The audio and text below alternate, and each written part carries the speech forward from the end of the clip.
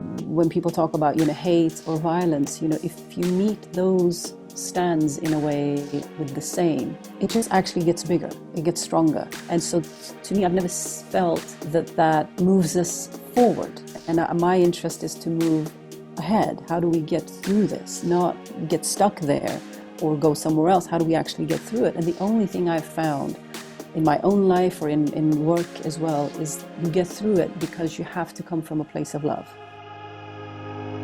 Welcome to Point of Relation with Thomas Hübl, a podcast that illuminates the path to collective healing at the intersection of science and mysticism.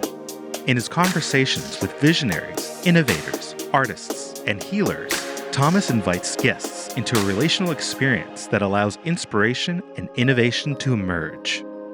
This is the Point of Relation.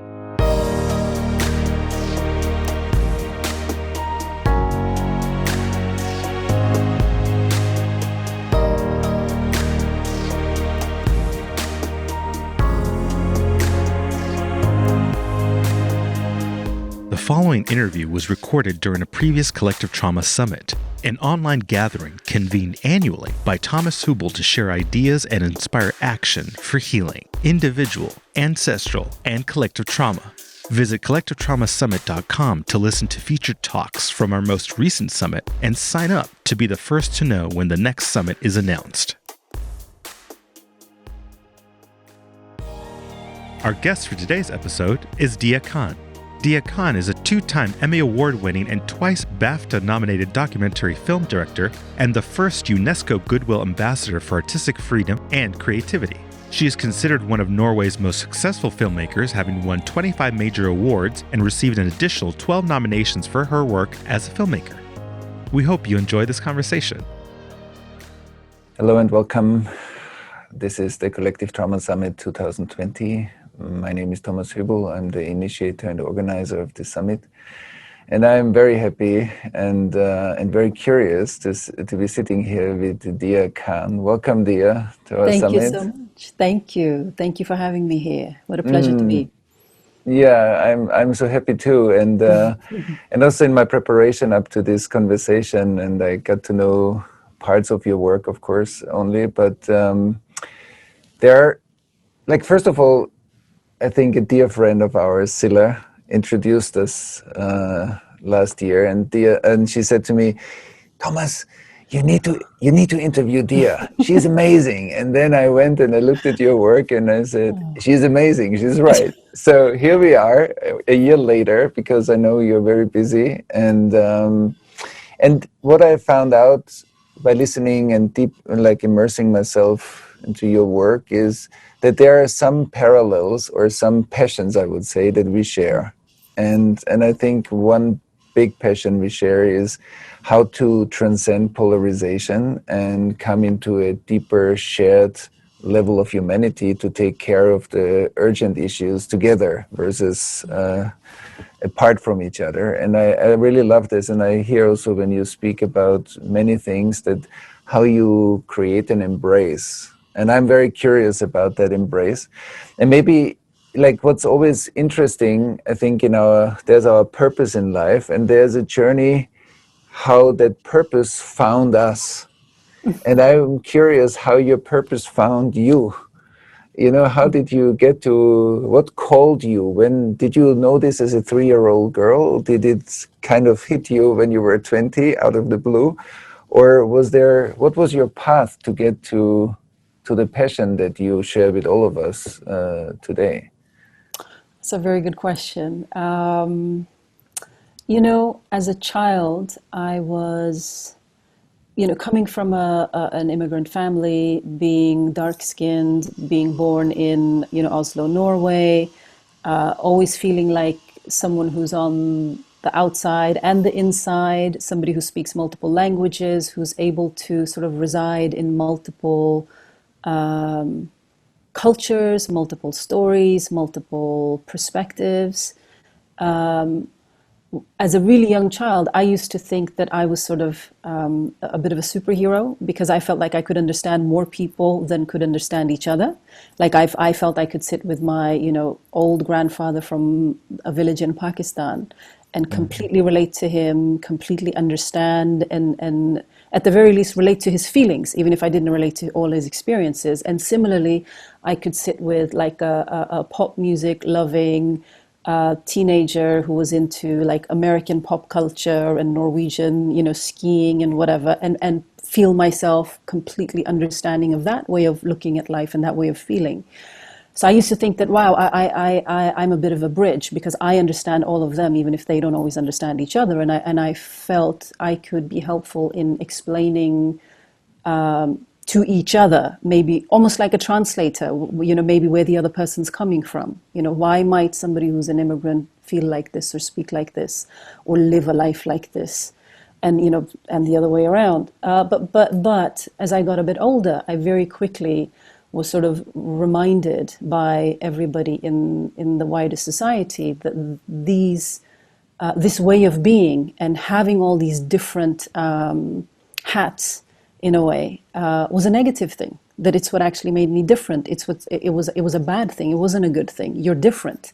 You are. It's all these hats or identities or whatever became the source and the reason for why actually I'm on the outside rather than somebody who is on the inside of all of it. So in terms of my purpose, I would say that's always been my feeling. But then, I very much found myself rejected and discriminated against and even harassed and threatened because I'm a woman.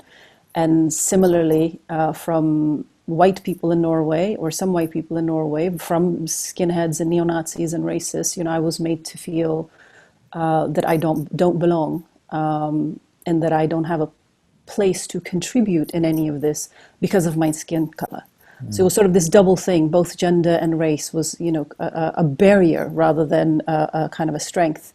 So I would say, I studied music for a very long time. It was my father's dream because of his experiences of discrimination in Norway. He thought that, musical sports were the only two professions where he believed you will not be judged on your gender or your race or your culture or anything like that, but you'll just be judged on your ability and your ability to also work. So his kind of mantra to me was you have to outwork everybody else, and you might not be get in the door as quickly as everybody else, but once you're through, you'll be fine.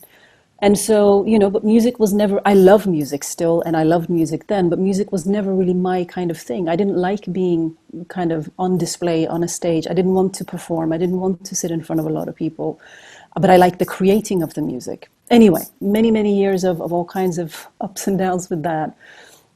And then a lot of backlash from his own community, the Muslim community in Norway, who threatened me, threatened and harassed my family. And it was the reason I ended up going to London, actually, as a 17-year-old. But the purpose part comes in very late, to be quite honest with you. I found myself very sort of broken, and I remember I started getting threats in the UK as well, when I tried to sort of resume my career there eventually. And then I packed my bags again, and I went to Atlanta to some friends I have there. And I remember sitting there just in a flat, just staring at a wall, just because I didn't want to do music anymore, because I finally reached a point in my life where I realized I'm tired. I'm tired of fulfilling everybody else's expectations of who they think I should be and what they think I should do. But I felt so lost and I felt so broken. I'd given up my childhood for music. I would practice when children would play. I was working and touring when, my friends were, exploring life and getting to experience other things. And so I'd given everything to this one thing. And also to try to make my father feel like, even though his dreams failed, maybe he got to live, because he used to say it. He said, when I had my children, I feel like I got a second chance at life. So I was trying to, also satisfy that. And I just got to a point where I realized, I'm getting death threats for something that I don't even love doing. It's not even mine. It's his, So anyway, so I'm sitting in this flat in Atlanta, and I just thought, I can't do this anymore. But I don't know what to do. I don't know what I'm good at. I never got to do I think I'm going to be a postman, or I think I'm going to be a policewoman. Or I never got to do that because it was decided for me what I'm going to do for the rest of my life.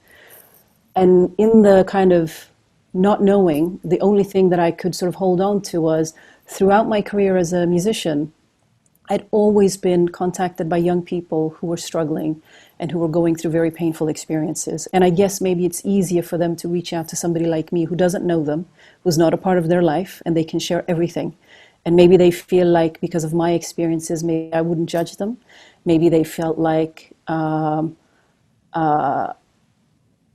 maybe I would understand them somehow. So what I thought, sitting in that room, was maybe what I can do is try and be useful to somebody else. I don't know what to do for myself, but I'll try to see if I can be there for other people. So I started volunteering for a lot of different organizations, working with women suffering violence, working with young people, and did that for a while, and then was still sort of feeling frustrated because I felt like I wasn't putting myself to real use. I wasn't using every sort of part of me. And also hearing these really painful stories over and over and over again, I also sort of felt like the world should get to hear some of this. We need to share this so that we can understand, people can understand it, so that we can do something about it beyond me just listening to somebody in just a private, intimate sort of capacity. And then I basically, it was very sort of a random thought, but it was literally, I just thought, I have to make a documentary film about what this does to people, what this brokenness does to people, what falling between cultures and being let down both by the society that you're born into and then the families that you're born into, sort of not belonging to either one, what that does to somebody, and sometimes the deadly consequences of that. And I thought, okay, I have to make a documentary film. And I remember just thinking, well, I've never done it before, but I'll somehow figure it out. And I went to one of my music colleagues, because I mean, I've never done a film, was never a passion or anything like that. And I remember going to him, going, look, I want to tell this story. Found the story of this one young woman. I absolutely obsessed with her story, wanted to tell it. And I said, look, it can't be that hard, right? I mean, it's not that hard. Filmmaking. I mean, really flippant about the whole thing. And he, of course, sort of shrugs also, yeah, we could figure that out, yeah. And we would download manuals and sit and read all this stuff and just like practice lighting on a dog. I mean, and it took me 4 years to make my very first film. And my only obsession with this story, this was a young girl who was born in Iraq to a Kurdish family. Her family fled Saddam's violence, and they settled in London. She was forced into a marriage at the age of 17, very, very violent marriage, which she tried to leave, but the family tried to keep pushing her back into it. And once she eventually left it, and was in the process of rebuilding her life, and in that process she also found love, somebody that she chose. The community, her community in London, basically found out, and they made a decision that we have to get rid of her. And months later, she was killed, and she was strangled and raped and stuffed naked into a suitcase and buried 6 feet under in Birmingham. And the sort of added tragedy of her story was that while she was alive, she'd gone to the police in London 5 times asking for help. She did everything that you want somebody to do. And a lot of people ask me, did you tell her story because it's particularly brutal? And I said, and these types of killings are, called, so-called honor killings, because they are committed in the purpose of trying to restore the reputation and the honor of a family within the community. I mean, it's such a terrible description of what, anyway. And I was like, no, actually, it's not because it's a brutal story. They're all really brutal. The reason I chose her story in particular is when I was researching the film, there was a policewoman that took the case when she'd been killed. And she went to the ends of the earth to bring justice for this girl. She extradited the killers who'd escaped and gone back to Iraq. She plucked them back, which had never happened in British legal history before, and gotten everybody that was involved and put them behind bars. And when I was researching the film and I met with this policewoman, Caroline Good is her name, I remember sitting with her and she gave me this really kind of very professional, very sort of stiff police interview. And then I turned off the camera and I said, look, why did you fight so hard for this girl? Why did you, you could have taken your medal once you got the first guy or a couple of guys, and you could have gone home and case closed, done. It's not as if you have a family pushing you to bring justice for this girl. You were done. And she murmurs, she said, because I love her. And I said, and it still gives me goosebumps. And I remember just leaning in and I go, what do you mean you love her? I said, how can you love someone you've never met? And she just looks up at me and she said, everybody should be loved. And she said, and this girl should have been loved, Banaz. She should have been loved. And the people that should have loved her didn't. So I do. And I still do. And that is the moment I realized this is the story that I want to tell. I don't want to just tell the horror story. I want to tell the love story. And because to me, Banaz's story embodies within it both the problem and the solution. And the solution is that we didn't care about her while she was alive, and this is what happened to her. And Caroline Good did care about somebody who she's never met, has no reason to care about or love at all. And she did. And what she was able to do for her, although it was too late, but what she was able to do for this girl is incredible. So the film was made over the course of 4 years. Every single person that contributed to the film, because I couldn't afford it, every single person that contributed to it did it out of love as well. Did it because they believed in the story and wanted to do right by her. And so it happened like that. And my whole point of making the film was I was going to give it away for free. To women's organizations and anybody else who just wanted it. They can use it for awareness raising or trainings or whatever. And that was that. Never thought, oh, I'm going to make more films, want to be a filmmaker. I just, what happened in that living room and what happened in the process of making the Banaz film was that thing came back from me being a little girl, which is, I really want people to understand, because if we continue to misunderstand each other, the consequences are deadly. It's not just that they're inconvenient, they're actually deadly. And we can't afford to keep losing our children, our fellow human beings. We can't continue to hemorrhage life in this way. We can't afford to do that. We can't afford to keep losing the Banazes of the world. And so I had to also, none of this was new to me. But when I was younger, I was too afraid to speak about things like this, because I was afraid that if I spoke out about it, maybe divisions would deepen. And maybe racists would, for example, use stories like this and say, see, this is why we don't want these people here. See, this is why we hate immigrants, for example. And I realized around those years that my silence contributes to this continuing. And my silence, the price of my silence is far bigger and far worse than my fear, and than my fear of what will racists say. I'll deal with that too. We can, we don't have to just tackle one thing. We're able to address multiple ills within our world that are, as you say, actually connected. It's a very long answer to your short question, but it's because I haven't. I haven't thought about this a lot myself, but that was the point, and that was in my early 30s. This is, just about a little under 10 years ago. Wow. Yeah, so it was late. It was very late. I took too many detours, but I guess I needed to. Yeah, or not. We don't know. We'll find out throughout the course of your life if they were really detours or not. Yeah. But what we can say, what I hear also is the arc of your own development, and then like you meeting different moments in your life. Like, for example, it seems to me like in a way the life of that woman called you somehow, because you said, I was obsessed with this one story. I wanted to tell this one story. And obviously the police officer had a similar experience. So there was something, whatever. It sounds strange, but just listening to hear you talk, it's in some strange way, she saved my life. She came to me at a point in my life where I have no other word to describe it, but I was so broken and I was so lost.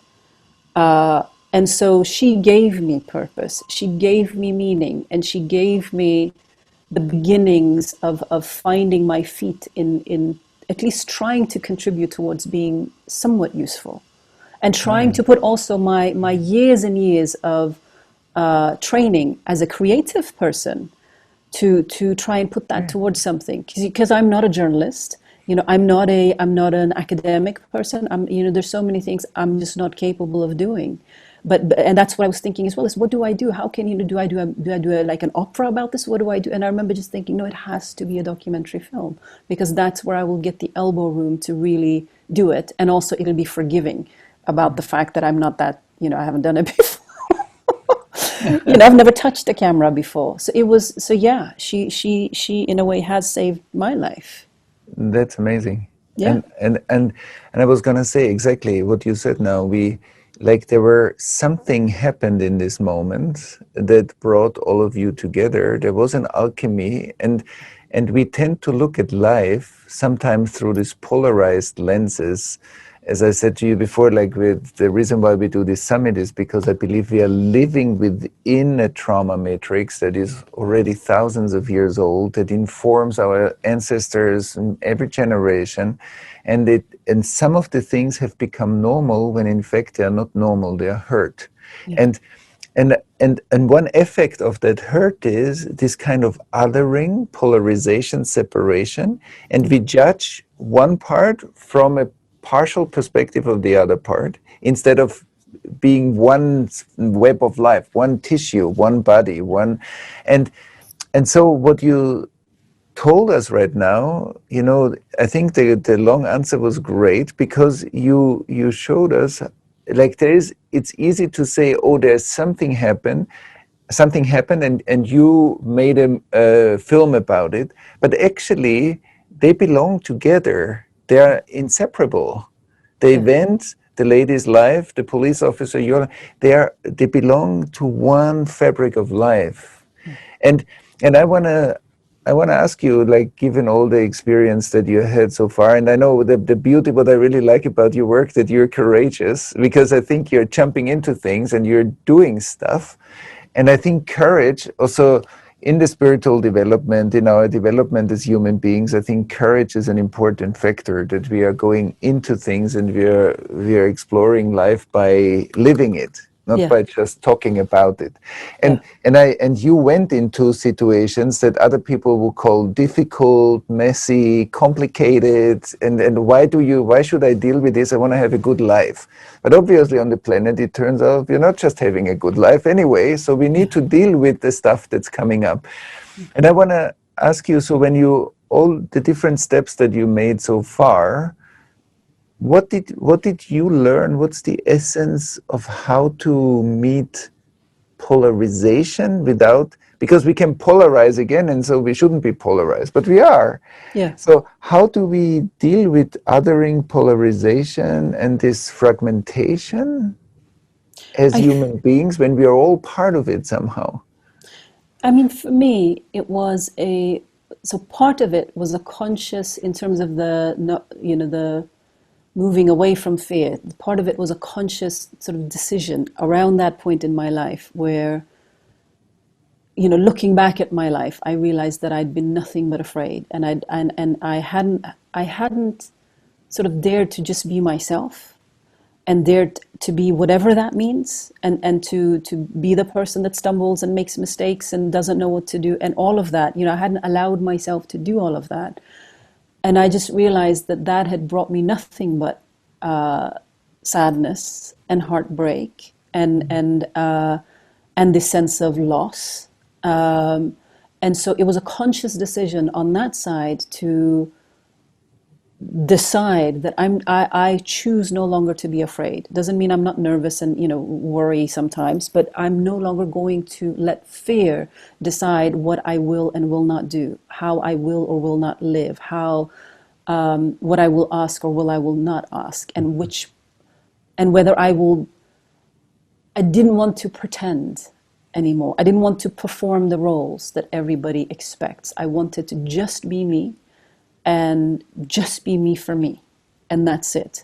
And in terms of the polarization side of it, I mean, I think having lived most of my life being the other and being othered for different reasons, I know what that feels like. And I've done everything. I've done the shouting and screaming at the, when I was 13, 14 years old, I would sometimes skip school and I would go to these anti-fascist protests in the center of Oslo. And, I would throw things at these guys. I would shout at them. I would flip them off. Like I would be just as aggressive back at them. And it felt very good at the time. It felt very good. It felt very satisfying to be so self-righteous and to be correct and for them to be wrong and all of that. So I've done all of that, but it doesn't do anything. It never accomplished anything. I still remained afraid of them and angry at them, and they still remained angry and afraid of me. So what's the point of repeating that over and over and over and over again? And so when I got to the point where I realized I'm not going to be afraid anymore, and I'm not going to let anybody dictate to me how I'm going to meet life. And so that's the point where I realized and also in the subsequent films as well, I have been carrying some of these fears with me about some of these men, whether they're jihadis or they're neo-Nazis, and they've dehumanized me. That's a very obvious part of the picture. We can see that. But I've done the same to them too. And it's accomplished nothing. So why not for once try, just as an experiment, try to sit with them as human beings, face to face, and see, is it possible for them to recognize my humanity? And is it possible for me to do the same? And the purpose of doing that is not just to recognize his humanity, it's actually to hold on to my own. Because in that process of dehumanizing him and of othering him, I'm actually losing my own humanity in that process. And I'm not willing to do that. I'm not willing to do that trade anymore. And so it's been a learning experience, obviously, but a lot of it from that kind of break in my life has become a very conscious decision. And the driving force has been, I have a desperate sense of curiosity, like a sickly sense of, I'm so curious about people and why people do the things that they do, why we do the things that we do to each other, what makes us capable of inflicting on each other some of the things that we do, but also what makes us capable of some of the most extraordinary things that we're able to do in the darkest and darkest of times. So I'm driven by that. I want to learn. I want to try and understand. When I sat with the Nazis, it was not with the intention of, let me see if I can change them. Let me see if they can change. None of that was at the forefront. It actually wasn't even a possibility. It was just, I'm curious and I want to hear about who he is. I don't need to know what a Nazi thinks. I don't need to know his politics. I already know that. That's the boring part. I want to know who's the human being. What's the beating heart behind it? And what else is there? And if I'm unwilling to go to that part of him, then I'm doing to him what he does to me. Exactly. I want to underline this, like that you said something I think is very powerful, that by dehumanizing somebody else, we are losing our own humanity. Yeah. And I think it's a very powerful statement. And it also means that we start joining the function of trauma that makes the other like 2D. In my work, I look at the 2D function, then you are an image, like a poster in my mind. So the Nazi is a 2D version of somebody. Yeah. But it means I lost my feeling of you. I lost a three-dimensional embodied expression of who you are, and I don't feel you anymore. So then I can think about you, whatever I want, but it's not anymore connected to who you are. It's connected to my own past, to my own assumptions, to my own conditioning, to my own ancestry. Yeah. But meeting, what I hear you did is and I think it's very important what you said, you didn't go there just to change them, you went there to listen. Yeah. And that listening opens up that the Nazi is not just somebody. The Nazi can have a political agenda that you disagree with, but can be a loving father that you totally agree with, that fathering is actually very healthy, and the other part is something that you cannot support. But that makes it complex. And Yes. and let's talk a little bit about the complexity of not dehumanizing but discerning. That's very different. It's much harder to be a discerning human being than to say this is good and this is bad. Yeah.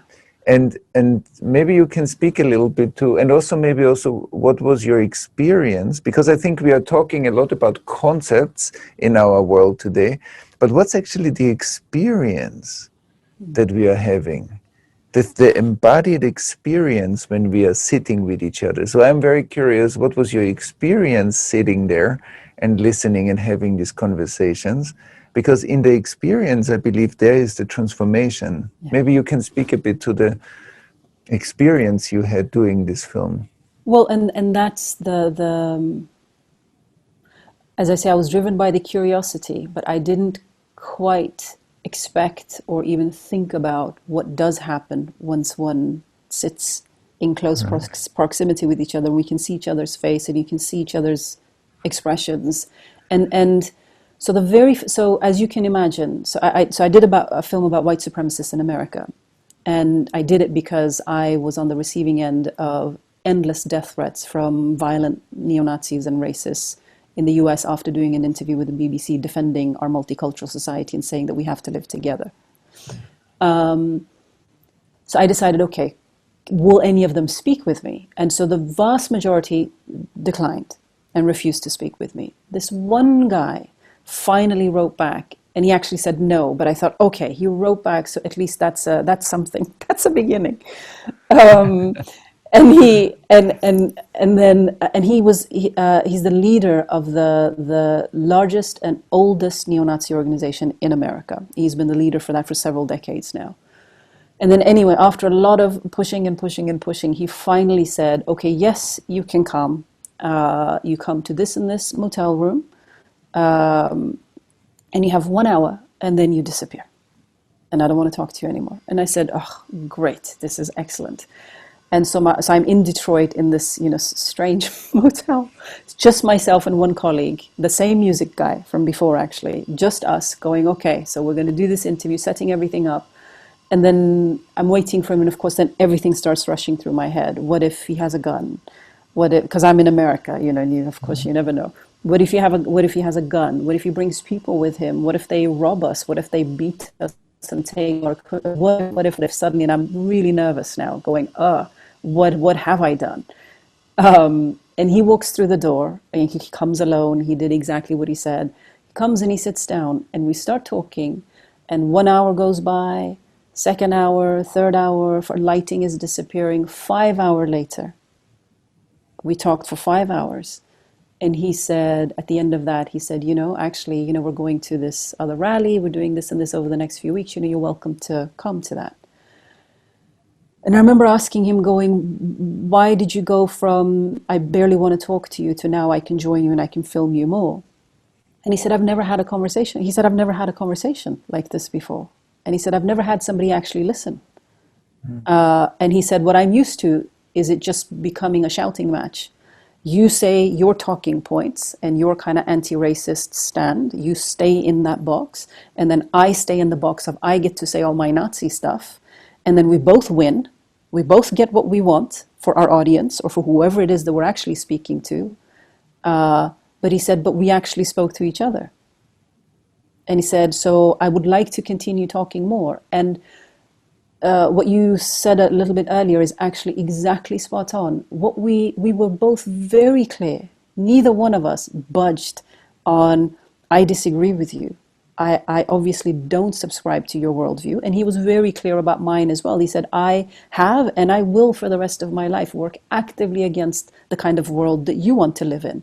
But, once we started talking about our lives, and I would talk to him about what it was like for me as a 6-year-old to go to an anti-racist protest with my father, what it was like for me as a child to see our family and friends' homes and businesses be vandalized by racists, and for me to be spat in the face at the age of 12 by a white guy telling me to go back where I came from, all of this stuff, and my brother's friend who was stabbed to death by, all of these things I would just share with him, and I would ask him about his life as well. there we didn't disagree. But what I could see when I would share with him my experiences, because I love people's faces very much. It's why my films are usually mostly just about people's faces, which a lot of people think is boring, but I love what happens to people's faces when they're thinking and speaking. But he looked uncomfortable. And he looked uncomfortable, almost like somebody who kind of cares about you and feels a bit protective of you and doesn't like that you were treated like that as a 6-year-old, or that somebody spat in your face. And a couple of times I even pushed him a little bit because, I've read him some of the threats and I used some of the languages that they used about me. And he's squirming and getting very uncomfortable. And then he said, stop saying that. Why do you keep saying that? And I'm looking at him going, this is all language you use. None of this is new. This is all language you use or your fellow travelers use. Why is this so uncomfortable? And he just said, well, just stop saying that. And so I'm starting to see that other thing in him. It's difficult. You can see it real time in his face. It doesn't compute. He's holding on to his ideology, and then he's sitting with this person who he's enjoying having this conversation with. And he's even connecting to some of my experiences, and I'm connecting to his experiences. And then we drag in his Nazi stuff, and he's just going, oh, it's not comfortable. And so I liked him. I actually liked him after those 5 hours. I, of course, disagree. And I said it to his face many, many times. I liked him. And in fact, over the course of the filming, I started making sort of fun of him and myself a little bit, saying, I've become like this annoying sister. I keep poking and prodding you and making you talk about things and making you really think about certain things. And we would talk about things like, if he, trying to make him feel or empathize with the experiences of the other. And he would often say, no, but, we don't promote hate. We're not here for hate. We're just trying to protect this. And I said, look, I understand you're trying to hold on. You perceive it. Because everybody's a hero in their own mind. Nobody's the villain in their own story, right? So he's not being a Nazi because he thinks he's the bad guy. It sounds so counterintuitive, but, he's doing everything he's doing, thinking he's doing the right thing. And I even asked him that. I said, what if you're wrong? And he's like, well, I've never thought about if what I'm doing is wrong. I'm working out of, I'm doing the right thing. His reference point is just something else. And so we had all these very long conversations. And then there was one really uncomfortable, there was lots of violence and all kinds of other very bad things that happened. And he was very protective. He actually, because I ended up embedding with him and his group at the Charlottesville march in America, where a young woman, Heather Heyer, was killed. And he actually protected me. He actually, made sure that I something didn't happen, and was constantly a bit concerned. And the morning after that, I remember with one of his guys, I had a very kind of a bad run-in with him. It was a very, very difficult conversation. And I remember looking at Jeff, this is the leader of the Nazi group, looking at him going, I know you're not like this. What are you doing? Why are you doing this? You're not like this. You're not a part of this. You can't do this. I know you're a good guy. I really know that you're a good guy. This is not for you. And he just stood there. He never said anything. And then I got a phone call, and I've stayed in touch with him. The last day of filming, I walked up to him at the very end. He was getting into his car, and I said, look, is it okay for me to give you a hug? I said, I've spent so much time with you now. Can I just give you a hug? And, thank you for being really patient, and thank you for putting up with me and all of that. And he gave me a hug, and he said, yes, you do have a brother now. And I thought, oh, okay, that's an interesting thing for a Nazi to say, okay. And then about actually last year, he gave me a call and said that he's thinking of publicly coming out, that he's left. He said he's resigning, he's stepping down. And the same thing happened with 2 other racists that I met with. And so the intention was never... And they called me a friend even in the process of making the film. And one of them resigned in the process of making the film. And the reason he resigned is he couldn't stomach seeing me treated aggressively and violently, because by this point, he'd started considering me a friend. So these are Nazis. These are the monsters under our beds. And I'm not saying they're all like this and everybody we can reform or anything like that. But to me, this shows that that capacity exists. And so if that capacity exists, surely we cannot afford to give up on that. That's right. And often at this point, somebody might jump into the conversation and say, yes, but. But, yeah. And if we don't do it, and if we give a space to what you said right now, we can just allow the depth and the beauty of what happened without perpetuating the tendency of the past to disrupt it, but to give it space to grow. And I think that's very important, because there is no argument, say, even when somebody came now and said, yeah, but Deeyah, listen, you know, these are 3 people and there are thousands and what, but why do we want to do that? Why we cannot just stay and say, amazing, and let's explore the principle of what happens when we connect. What is actually, what was disconnected and got connected? Why are we talking, you know, the pre-assumption in life is that we are separate. And in order to not be separate, we need to connect. Yeah. So the way we talk about relation is already based on the pre-assumption that we are separate. Yeah. But so when we look at that's why I ask you that I'm very interested in your experience, because in your experience, you are describing a sense of intimacy, a sense of synchronization, of coherence, of looking through the mutual, everybody through his or her past in order to see the mutual space that you inhabit in that moment in the conversation. Yeah. Because there's a lot of past standing between you and him. But in the moment you allow this connection, certain things are not possible anymore. Yeah. And I want to highlight, because it sounds like, okay, it's just an example, but for me, it's an important example to show what every one of us can do in our lives. We are not expecting from you to deal with all the neo-Nazis in the world. It's not your job, but you're publicly showing something, that something works, and that every one of us has an option to do something similar, where it's uncomfortable in our lives, and we can do something to jump into the unknown, because that's what I heard you say. Yeah, the recipe is you jumped into the unknown, you exposed yourself to discomfort, and you transcended something because of that. Yeah. And I think it's amazing. So that's why the kind of regular criticism, I see this as a perpetuation of the past. When something new arises, instead of stopping, say, wow, amazing, let's nourish this plant. Yeah. You understand what I'm saying? There's something to be nourished. Absolutely. And to be grown.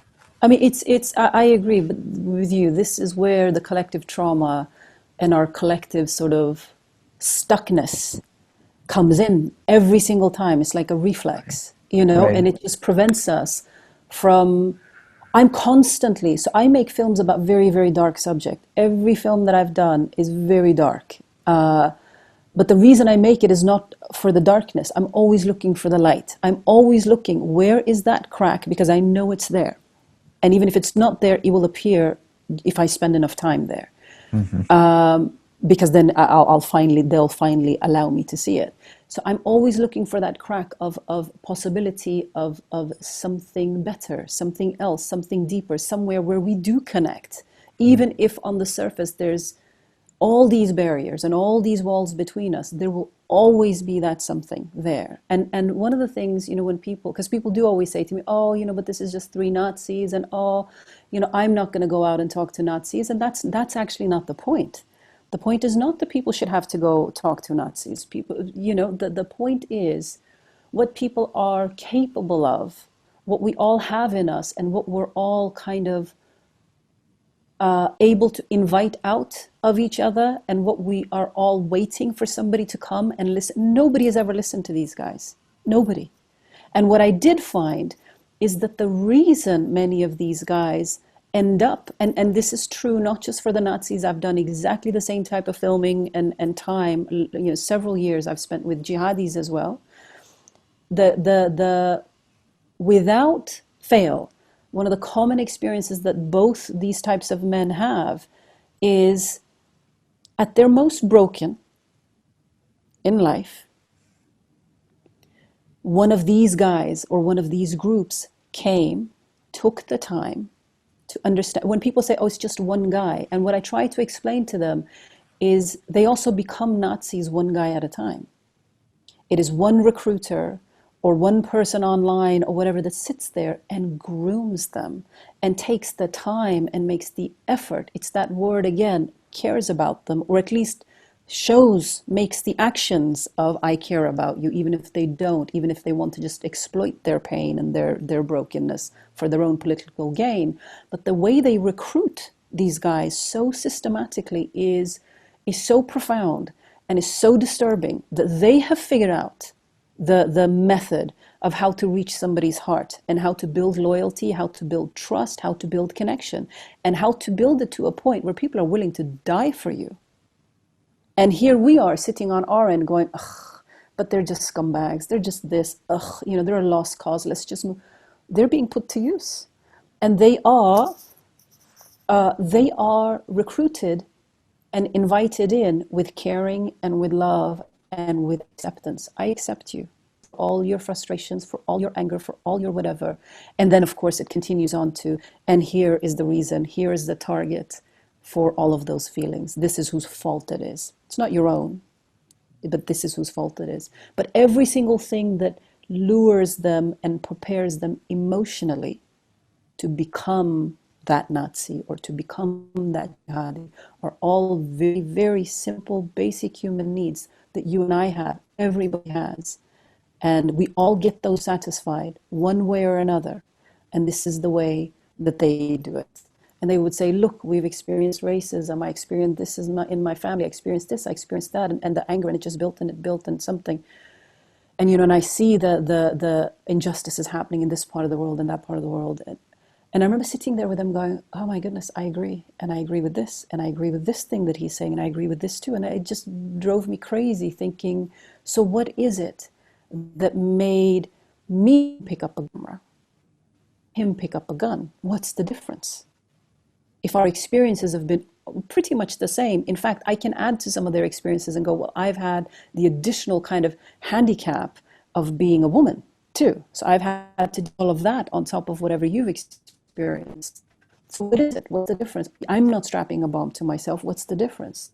And the only answer I kept returning to and kept finding was, when I was at my most broken and I was at my most lost, when I really needed somebody, people who care about me, people who love me, people who wish the best for me, are the people that showed up.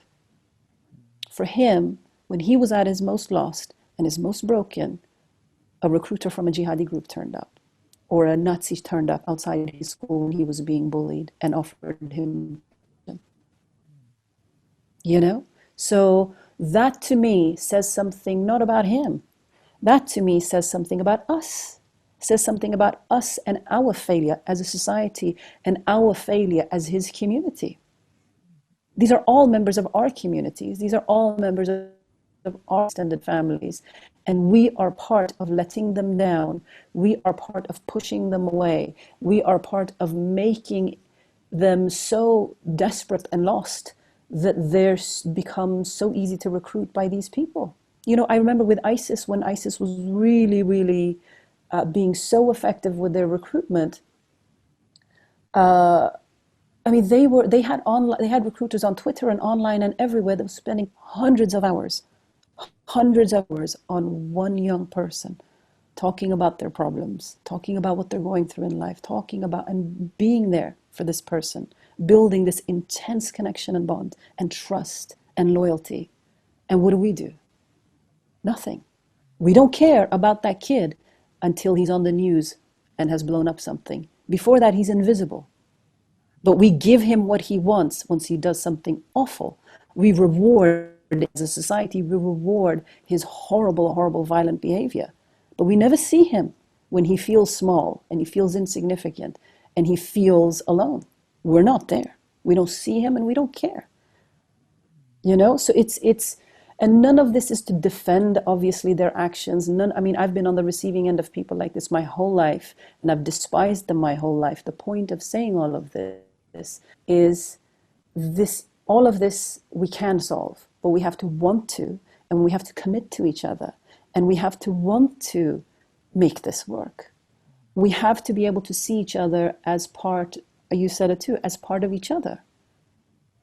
And if we're going to continue dehumanizing people just because they dehumanize us, then the cycle continues. Then how is anybody any different then? Absolutely. You know? So we can do something about this. I mean, that's being terrified of these types of guys my whole life. That's the one, at the beginning of making these films, I was very pessimistic about, these types of people. But I've left them so hopeful and realizing, oh my goodness, it's there. Capacity for that is there.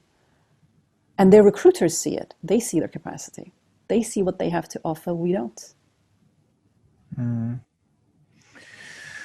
Yeah, this is very powerful. And I want to underline another thing that I hear. Like, I heard so many principles in what you speak. I'm coming back to the principles because I think that's very powerful, because it's something that every one of us can walk with, can contemplate on, and can maybe also translate into our lives.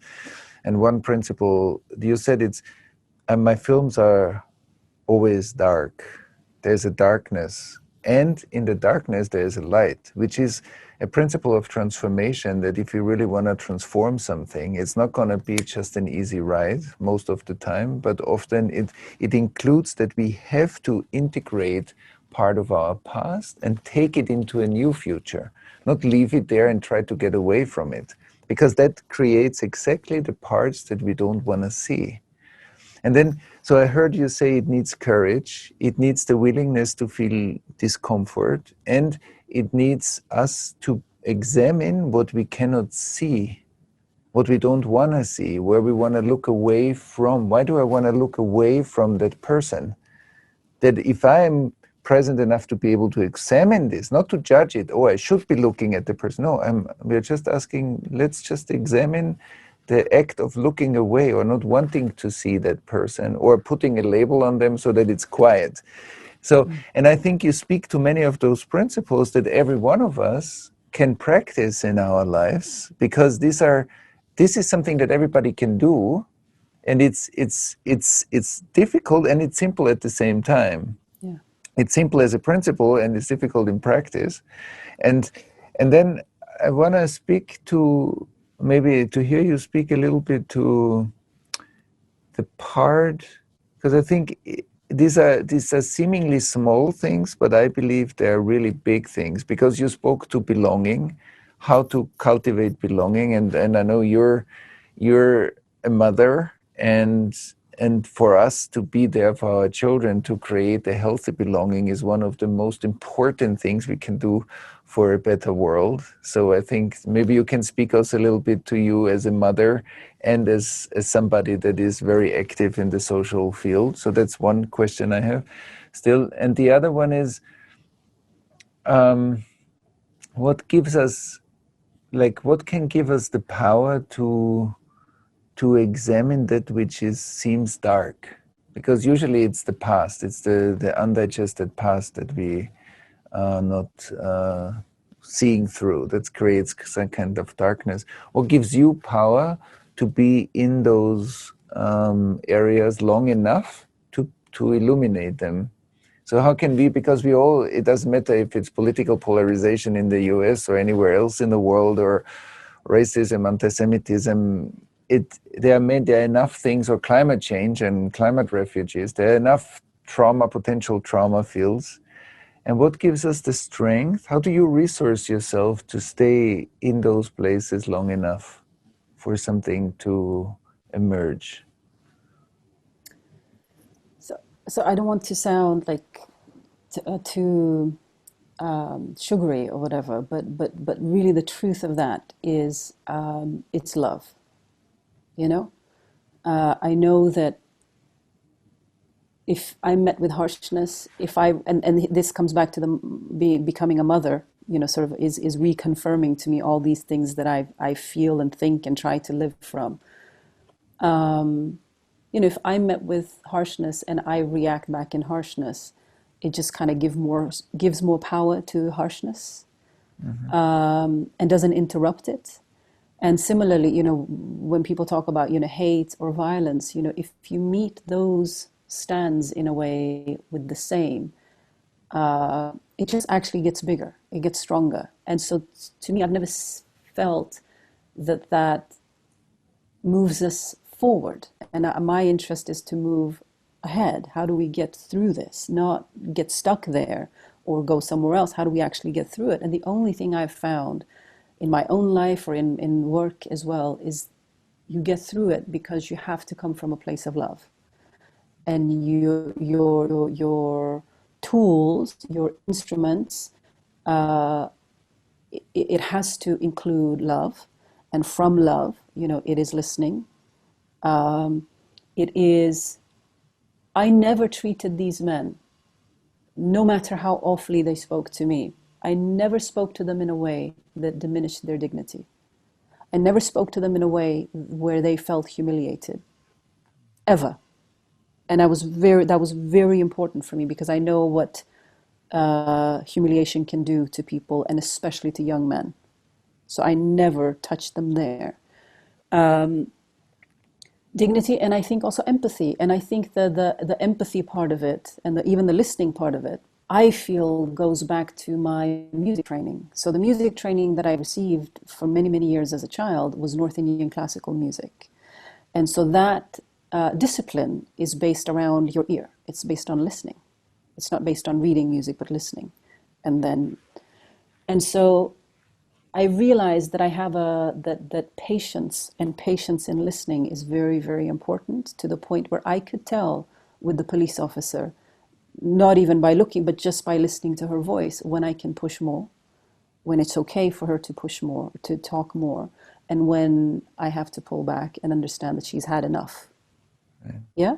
Because you can tell from somebody's just tone of voice, or how sometimes it breaks, or what happens. And all of these kind of principles of, how do we apply some of this in our own lives? It's again, not a matter of trying to dismantle these very, very seemingly big, dark, impossible issues. But, it all happens a little bit at a time. All these problems have been created a little at a time. They don't happen overnight. And so unpicking them also, patience is very important. It won't happen overnight. And it is one act of love, one act of kindness, one act of caring about somebody, and making somebody feel seen, making somebody feel like they matter, making somebody feel like you are a part of me and I'm a part of you, and we're in this together. And we don't know the answers, but we'll together, we have a better shot at figuring them out. And becoming a mother now as well, all of this is being put to the test in a different way.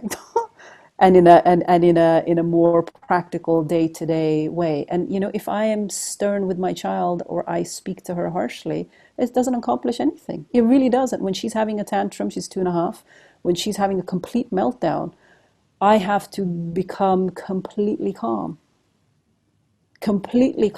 and loving and patient, and just dial down. My blood pressure has to go completely down rather than up. Because if it goes up, I've tried that too, that actually just escalates her even more. And that was just as true as it is for my 2.5-year-old. And I'm not saying Nazis are 2.5-year-old emotional people, but really the same thing happened. When I would have people shouting in my face, or spitting, or being aggressive, or whatever, I never rose to that level. So the only way to de-escalate, or to facilitate the space where we do something else, there has to be patience, and somebody has to show up in a different posture. Somebody has to stand in the posture of love, in the posture of patience, in the posture of discomfort, and a willingness. Because it also, with one of the neo-Nazis, what ended up shifting his mind, and again, none of this was, I'm going to do this so that I can change his mind. None of it was like that, was ever an intention on my part. But one of the things that sort of shifted his heart was that I was willing to be with him. The fact that I was willing and still sit with him and not judge him. disagree very, very clearly. But I think that he's not used to people actually caring about him. They just shout back at him, they spit back at him, they want to punch a Nazi, and that's where it ends. And he's not used to it, and so he also got to a point where he said, I'm not able to do this anymore. Right. You know, Right. so you know, in our everyday interactions with our kids, with our family members, with our coworkers, everything we've talked about today applies to that. And everything apply, you know, in this polarization that we're in, and this very, very divided kind of feeling that we're in so many countries now. You know, that uncle that holds those unpleasant views, rather than avoiding him and not inviting him for dinner, it's worth maybe just slowly approaching, not with the intention, I'm going to change your mind or you need to become like me or anything like that, but just slowly walking through it. That's right. I think what you said right now, not trying to convince each other that we are still right, but finding out more about the motivation that we hold inside and that you hold inside and that I hold inside and how we create connection, I think is very important. And then you said something very strong, because I think many people paralyze themselves to say, oh, how will we ever change this world by thinking the world is large? And what I hear you say is, yes, I can hold a global vision, but I'm still making a step at a time. Yes. And there's, it came to me now while you were speaking, like references to the Tao Te Ching. And there's a lovely translation of Stephen Mitchell of the Tao, Lao Tse's Tao. And there are a few lines that correlate beautifully with what you said. The journey of 1,000 miles starts from beneath your feet, is one. When the master runs into a difficulty, she stops and she gives herself to it. And because she doesn't cling to this, to her comfort, problems are no problems for her. And in a way, I thought this line, which I like very much, because it doesn't say the master never runs into difficulty. It says when the master runs into difficulty, she stops. Why? Because trauma always comes with scarcity. Trauma comes with not enough space, not enough time, not enough belonging, not enough love, not enough something. And to stop creates space. So when we don't know, we need to stop and listen. And listening creates space. And so I was reminded of those lines in the Tao, which is a book that I highly appreciate because it's such a concentrated wisdom in 82 or something verses. But that, and if we don't cling to our comfort, problems are no problems for us. And I think that's also in your lines I heard strongly reflected. And so I deeply resonate with so many things you say, because I think like Otto Scharmer talks a lot about absencing, which I think is a great word for the collective trauma symptom of numbness and collective numbness, how there are holes in our society where we are simply absent. And that absence creates a lot of side effects and a lot of social pathologies, so to speak. And on the other hand, I heard you say, yeah, but we have to become the presence to meet the absence in order to bring something new. We cannot go to the same absence and then complain about the absence that we are in. So we need a resource. And so maybe some thoughts that you still might have. So when you look into the world of today, and I heard you say in other contexts, like social media supports polarization sometimes. I mean, there are good things and there are the shadow sides expressed both ways. But we are seeing a lot of heightened polarization at the moment through various political systems, through various whatever situations in the world. So how do you look at this through the lens of yourself and your work? What are potential next steps? How do we deal with a world that seems to get more and more polarized at the moment?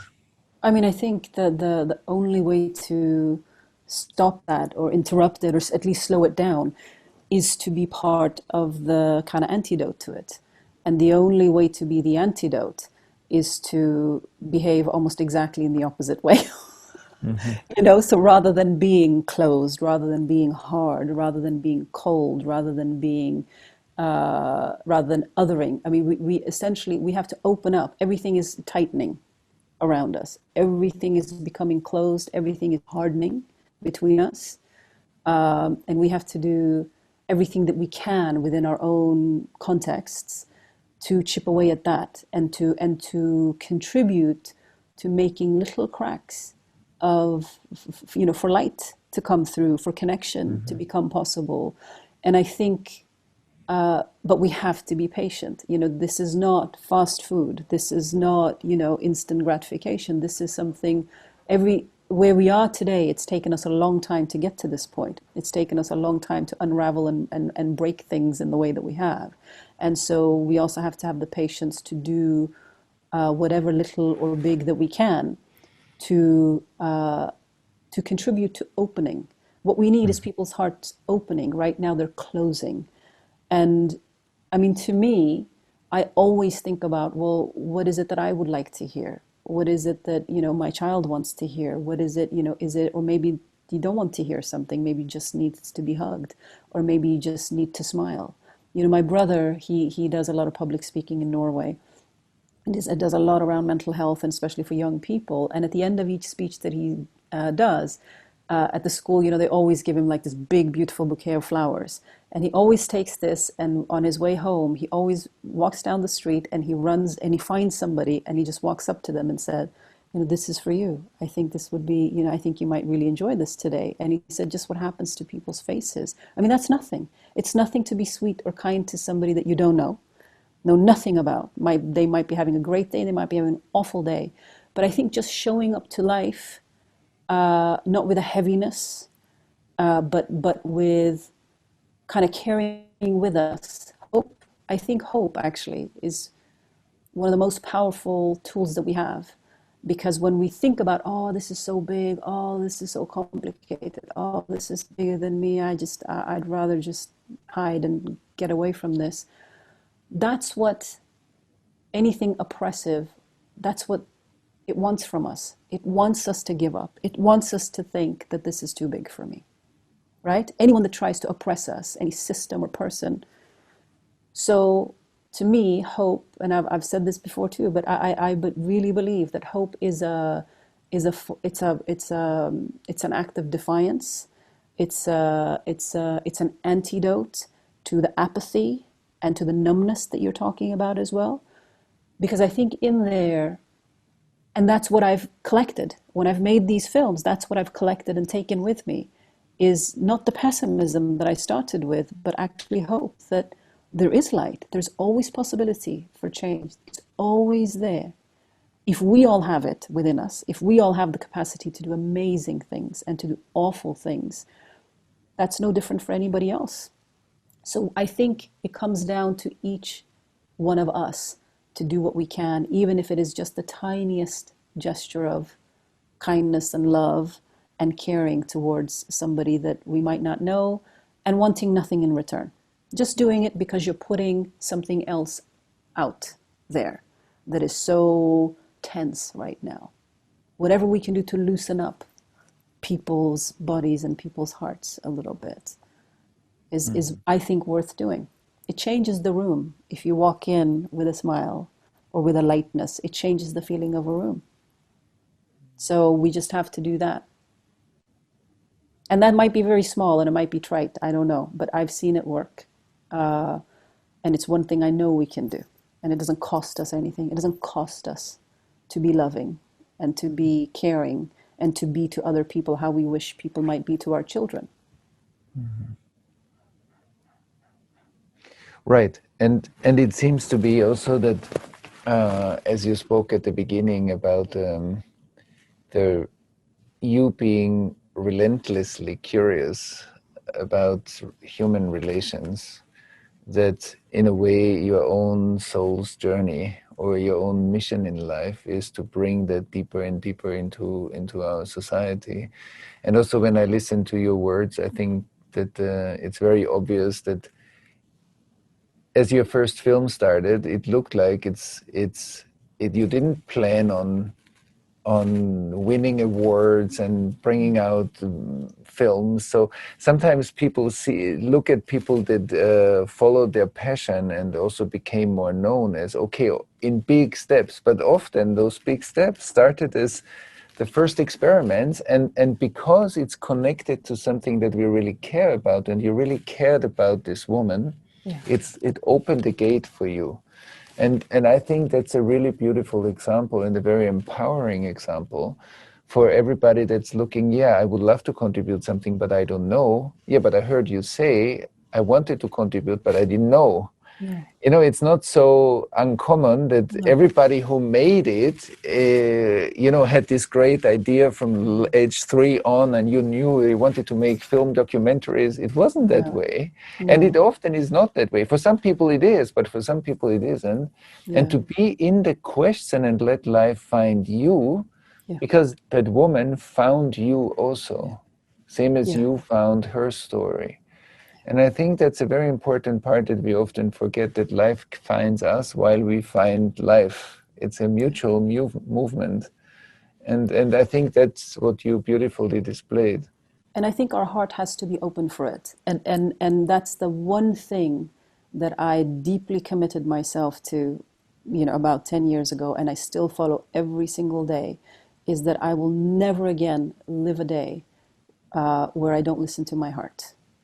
Everything I do, I only listen to my heart, and I know that comes with consequences and a price, which means maybe maybe I don't own a home, maybe I all those types of things, but I don't care. I mean, I feel free in a way that I've never felt my whole life, and I will only do what feels right and what my heart says, and I will only obey that. Wherever that drags me, I'm willing to go, and so far.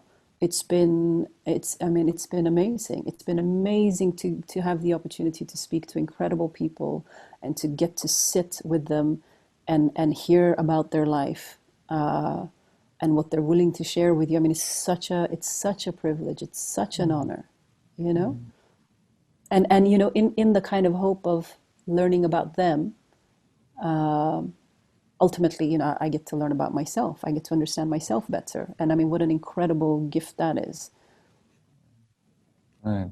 I think these are beautiful words to round up our conversation here, so that, I think it's another thing to underline, that you listening to them means you become more whole and you become more unified in yourself. I think that's a very deep wisdom for everybody who thinks we are going out to do it for them. We're actually doing it to become unified in ourselves. And that serves many people. That's fantastic. But it's not just a one-way street. And I think that came out very beautifully through our conversation.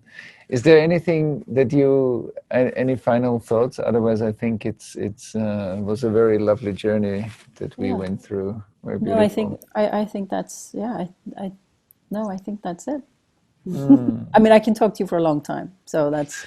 Likewise. Yeah, so thank you, Deeyah. This was fantastic. I really enjoyed it, and I love the sensitivity and your mission and the beauty that you bring into the world through your work. So fantastic. Many blessings for your work. Thank you. I really, really appreciate it, and just what a just joy and a soothing experience to get to sit and talk to you. It's so nice. Thank you. I really appreciate it. Visit CollectorTraumaSummit.com to listen to more talks like this one and to sign up and be the first to know when the next Collector Trauma Summit is announced. Thanks for listening to Point of Relation with Thomas Hübl. Stay connected and get updates about new episodes by visiting our website, pointofrelationpodcast.com, and by subscribing to the Thomas Hübl YouTube channel. If you enjoyed this video, please like it and share about us with your community on social media. Thank you. We appreciate your support.